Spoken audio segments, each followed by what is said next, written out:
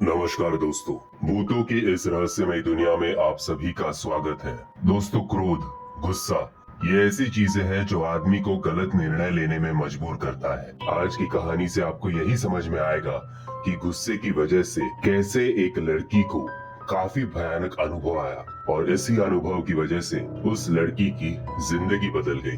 दोस्तों, आज की कहानी है प्रांजलि की। 14-15 साल की प्रांजलि स्कूल में पढ़ती थी, लेकिन पढ़ाई से ज्यादा प्रांजलि का ध्यान अपने दोस्तों के साथ समय बिताना, मस्ती करना, गप्पे लड़ाना, खेल कूद में इत्यादि ज्यादा था। इसलिए काफी बार प्रांजलि स्कूल से बंक मारती थी और इसी बात पे प्रांजलि और उसकी माँ की कभी नहीं बनती थी। प्रांजलि के पिता गुजर चुके थे, इसलिए माँ चाहती थी कि प्रांजलि पढ़ लिख कर कुछ बड़ा करे, अपने परिवार का नाम बड़ा करे। लेकिन प्रांजलि के इन हरकतों को देखकर उसकी माँ भी काफी चिंतित थी और इसी बात पे उसकी माँ प्रांजलि को काफी सुनाती थी। स्कूल से आने के बाद, अपनी माँ की डांट खाने के बाद प्रांजलि गुस्से में घर छोड़ देती थी और अपने चाचा के पास रहने जाती थी। एक बार ऐसे ही प्रांजलि ने स्कूल से बंक मारकर अपने दोस्तों के साथ समय बिताया था। ये बात उसकी माँ को पता चली। जैसे ही प्रांजलि घर लौटी तो उसकी माँ ने प्रांजलि को डांट दिया। इस बार प्रांजलि को काफी गुस्सा आया था। उसने सोचा कि अभी वो रात भर न अपने घर जाएगी न अपने चाचा के घर। वो अकेली रात किसी सुनसान रास्ते पे गुजारेगी ताकि उसकी माँ को भी समझ आए कि टेंशन क्या होती है जब अपने खुद की बेटी का पता नहीं लगता। रात के 1 बज चुके थे। प्रांजलि न अपने चाचा के घर गई थी न खुद के घर। वो एक सुनसान रास्ते पे बैठी थी। जनवरी के महीने में अचानक से बारिश शुरू हो गई। प्रांजलि अब बारिश में भीग रही थी। अब उसके मन में ख्याल आने लग गए कि उसने अपने चाचा के घर ना जाकर कोई गलती तो नहीं कर दी, या रात में इस समय एक अकेली लड़की का इस सुनसान इलाके में रहना उचित होगा। लेकिन फिर भी प्रांजलि का गुस्सा और जिद देखी। उसने वापस अपने घर ना जाकर अपने दोस्त के यहाँ जाने का सोचा। उस रास्ते से 2 गली दूर उसकी एक दोस्त रहती थी। उसने सोचा कि वहाँ पे जाके कुछ ना कुछ बहाने से वो उसके दोस्त को नीचे बुलाएगी और कुछ समय उसके साथ बिताएगी। जैसे ही प्रांजलि ने एक गली पार की तो वहाँ पे एक स्कूल था। प्रांजलि की नजर उस स्कूल पे गई तो उस स्कूल की खिड़कियाँ खुली थी और उस स्कूल की खिड़कियों में से बच्चों की पढ़ाई की आवाजें आ रही थी। प्रांजलि को कुछ समझ नहीं आ रहा था कि इतने रात को कौन से बच्चे पढ़ रहे हैं। प्रांजलि ने इस चीज को नजरअंदाज करने का सोचा। तभी उसके सामने एक बड़ा बरगद का पेड़ था। बारिश के चलते और तेज हवाओं की वजह से उस पेड़ के ब्रांचेस काफी जोर से हिल रहे थे। ऐसे लग रहा था कि वो पेड़ तांडव कर रहा है और काफी तेज हवाओं की वजह से कुछ अजीबोगरीब आवाजें प्रांजलि को आ रही थी। उन्हीं आवाजों में एक बार प्रांजलि को ऐसे लगा कि कोई तो उसे पुकार रहा है।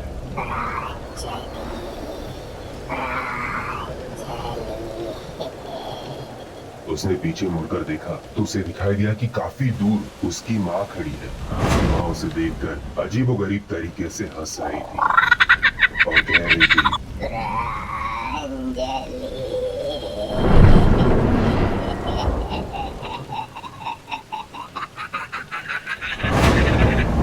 जैसे ही वो औरत जोर से हंसने लगी, उतनी ही तेज वो औरत प्रांजलि की तरफ भाग के आई। ये देख के प्रांजलि चिल्ला उठी। प्रांजलि वहां से भाग गई। थोड़ी दूर जाने के बाद जब प्रांजलि ने पीछे मुड़कर देखा तो वो औरत कहीं नहीं थी। प्रांजलि को लगा कि उसे वहम हुआ होगा। प्रांजलि अभी तेजी से अपने दोस्त के घर जा रही थी, लेकिन दोस्त के घर जाने के बाद उसे समझ आया कि दोस्त के घर पे तो ताला लगा हुआ था, यानी कि उसकी दोस्त उसके घर पे नहीं थी। प्रांजलि के पास और कोई चारा नहीं था। वो वापस अपने घर की तरफ बढ़ गई। घर पहुंचने से ठीक पहले उसे उसका पाला हुआ एक कुत्ता नजर आया। प्रांजलि के मोहल्ले में काफी कुत्ते थे। उन 8-10 कुत्तों में से एक को प्रांजलि हमेशा दूध या बिस्किट खिलाया करती थी। वही कुत्ता प्रांजलि के पास आया तो उसने सोचा कि घर जाने से अच्छा है कि इस कुत्ते के साथ समय बिताओ। तो प्रांजलि उसके साथ खेलने लग गई। कुछ समय बाद प्रांजलि ने नोट किया कि कुत्ते का बर्ताव जो है वो आहिस्ते आहिस्ते बदल रहा है। कुत्ता उस गली के कोने में लगातार किसी को देख रहा है।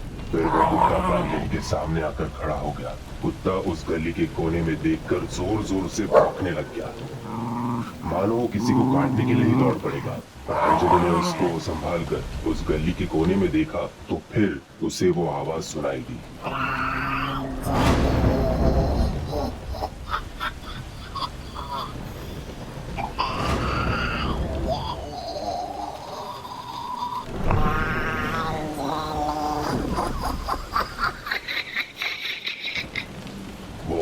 उस गली के कोने में खड़ी थी। फिर एक बार वो औरत प्रांजलि की तरफ और उस कुत्ते की तरफ भागकर आई।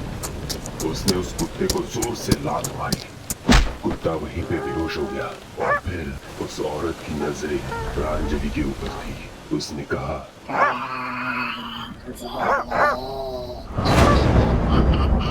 प्रांजलि को समझ नहीं आ रहा था कि ये औरत कौन है और ये औरत मेरी माँ जैसी क्यों दिखाई दे रही है। इस सोच में और उस औरत का रूप देखकर प्रांजलि वहीं पे बेहोश हो गई। जैसे ही कुछ समय बाद उसे होश आया तो उसे ये महसूस हो रहा था कि वो औरत उसे घसीट कर कहीं तो ले जा रही है और बार बार यही कह रही है,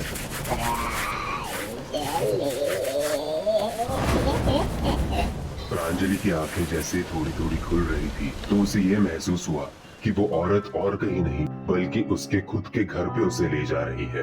जैसे ही वो उसके घर पे पहुंची तो उसने देखा कि उसकी माँ हॉल में ही अपनी बेटी का इंतजार करते करते बैठे बैठे ही सो गई थी और ये औरत जो उसे घसीट रही थी वो बिल्कुल उसकी माँ की जैसी नजर आ रही थी। प्रांजलि ने अपनी माँ को आवाज लगाने की भी कोशिश की, लेकिन इस डर की वजह से प्रांजलि के मुंह से कोई भी आवाज नहीं आ रही थी।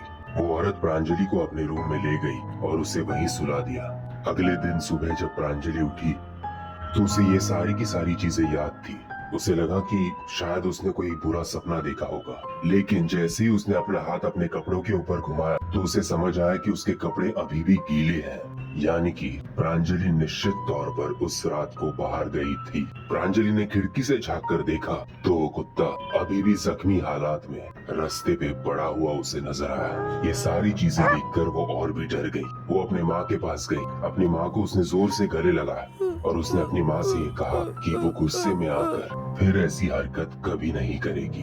दोस्तों, आज तक हमें ये नहीं पता कि वो औरत कौन थी और वो औरत अपने माँ के रूप में ही प्रांजलि को क्यों दिखाई दी। दोस्तों, इस कहानी से हमें एक चीज समझ आनी चाहिए कि चाहे अपने माँ बाप से कितना भी झगड़ा क्यों ना हो, लेकिन आजकल के जो हालात हैं, किसी भी बच्ची या किसी भी बच्चे को इस तरह रात को अकेले नहीं घूमना चाहिए, क्योंकि आज मरे हुए लोगों से ज्यादा हमें डर है जिंदा लोगों का।